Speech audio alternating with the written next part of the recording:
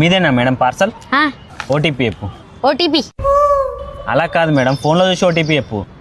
OTP కొంచెం దగ్గర రండి మేడం. వచ్చిన మిమ్మల్ని ఒకసారి టచ్ చేయొచ్చా మేడం? మీదేనా పార్సల్? పోనీ అక్క మళ్ళా నువ్వేనా? ఈసారి అన్న చక్కగా చెప్పు ఓటీపీ. ఓటీపీ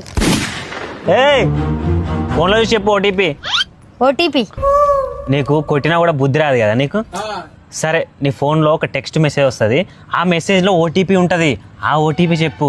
ఆ ఓటీపీ చెప్తే నా బ్యాంకులో డబ్బులన్నీ తీసుకొని పోదామని. సరే, ఓటీపీ వద్దు, ఏమొద్దు, నీ ఫోన్ ఇక్కడికి ఒకసారి. నా ఫోన్ ఇస్తే దొంగతనం చేసి ఎత్తుకోదామని.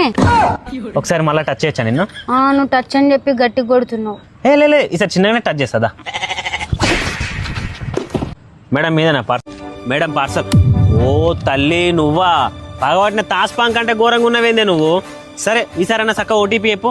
ఓటీపీ ఫోన్ మీద ఒక నెంబర్ ఉంటది, ఆ నెంబర్ చెప్పు. ఉంది.